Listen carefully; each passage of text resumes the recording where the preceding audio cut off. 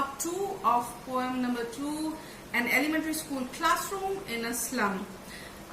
In the previous part, we saw how the poet talks about slum children being underprivileged, right? They are all facing problems, physical problems. They are poor, they have some handicaps, or they have some dream but which is unreal to them, okay? And what else we come to know is that whatever is taught in the school classrooms in a slum, that is not at all a reality for those slum children, because for them all they see outside their window is a slum, right? And that is the only truth for them. For them, the Shakespeare or the Tyrolese Valley or any such things are just words or pictures or symbols, and for them that is not at all something that is real in the world. Okay, now we'll continue from stanza number 3, and here we go. Surely Shakespeare is wicked, the world a bad example, with ships and sun and love tempting them to steal. Right? So here it is say, the poet says that surely Shakespeare is wicked for them. Why is Shakespeare wicked? Well, because those words and the society that Shakespeare talks about, or the love that Shakespeare talks about, is something that is not at all realistic for these children. So maybe it's just wicked because he is trying to make a fool of them or lure them towards those things which is never attainable for those slum children. Okay, and the map a bad example. Maybe, surely for them the map is a bad example. Why is the map a bad example? The map shows the world, the countries, the borders, and all the things that could be on the world map, right? But that is a bad example for them. What is the reason for the poet to say so? The reason is that for the children the only truth is the slum, right? For them the map shows various different countries, it shows beautiful valleys and mountains and such things. Those kind of things are unreal for them. For them the map is therefore a bad example because it does not portray the truth, the reality. Which so Shakespeare and the map, what do they do? With ships and sun and love tempting them to steal. Okay, in Shakespeare's stories there would be ships. Even on the maps you can see that ships can sail through the ocean, this ocean, that ocean, sea and all. It talks about sun, it talks about love, or what Shakespeare and the map, they show these things, right? But these things, all they do is motivate the children to steal. Why? Because for these children there is no possibility to get an opportunity to attain these things through hard work or to get enough of a good education to earn these things. So the only possible manner for these children to attain any of these things mentioned by Shakespeare or shown on the map is by stealing. Okay, so Shakespeare is wicked, and that is why the map is a bad example.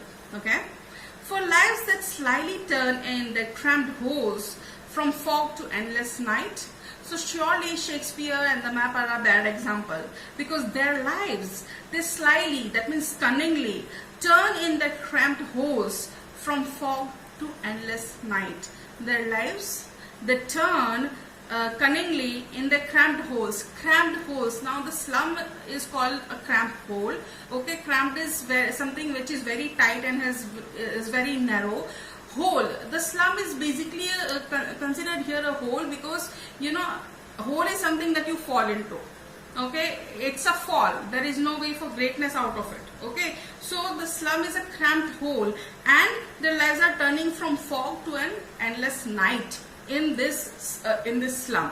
That is why Shakespeare and the map are a bad example and are wicked. Okay, on this slag heap, these children were skins. On their slag heap, these children were skins peeped through by bones, and spectacles of steel with mended glasses. On their slag heap, that means a slag heap is a heap of rubbish. Okay, basically the slum is a heap of rubbish in all itself. I mean, the slum is a place where people live. So many concentration of a lot of people all the people are poor and all around there is rubbish and garbage, right? So the slum itself is a heap, and it is a slag heap, means it is a heap of rubbish. So on this slum, on this heap of rubbish, these children wear skins peeped through by bones. These children wear skins peeped through by bones. That means the bones are protruding or coming out from their skin. They are so very thin because of the poverty, evidently. Okay. And spectacles of steel with mended glass. And even if the children are wearing spectacles, these spectacles are made of steel, but they are of mended glass. That means these are spectacles that surely the rich have just thrown away because they didn't find it of any more use to them. They might have broken it, or the numbers are no longer relevant to them, so they throw them away. So these thrown away spectacles are what these slum children wear, and they mend them, they repair them in order to wear them. But even after mending these glasses, they look like bottle bits on stones.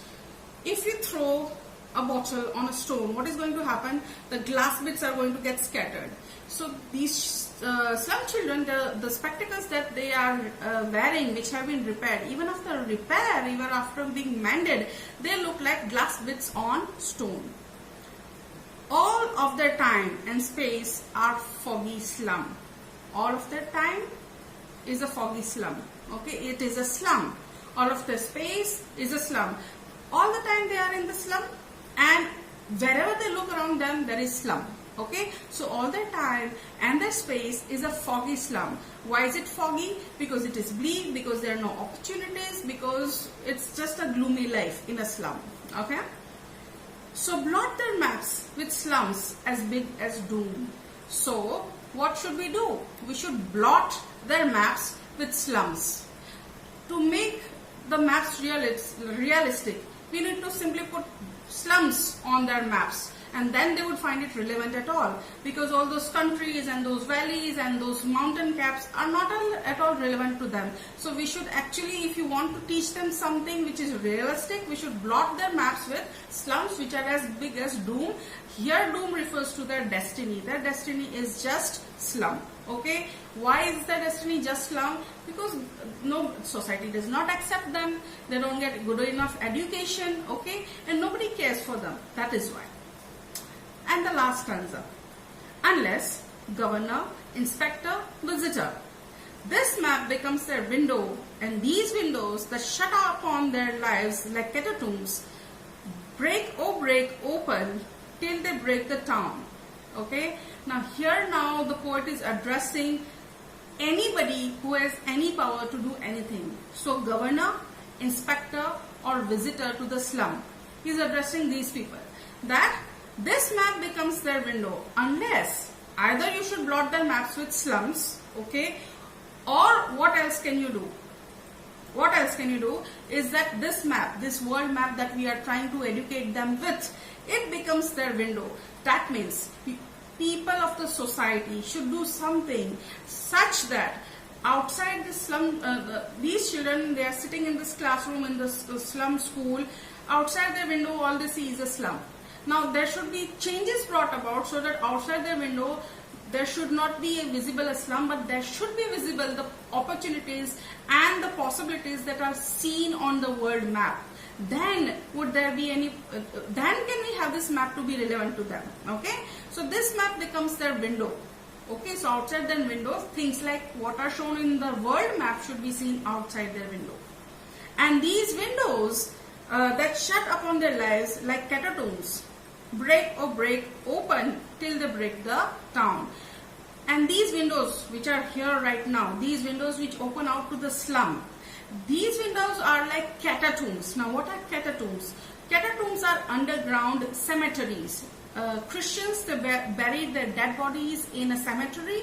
Now catacombs are underground dead bodies. That means it's a dark and gloomy place, evidently. Something from which you definitely cannot try and come out. So these windows which open out and show the children the slum, they are like catacombs. These windows should be broken until till they break the town. Until they break the town, that means they break the the what do you say, the stereotype of the society. Okay, the town here refers to the society that does not accept them.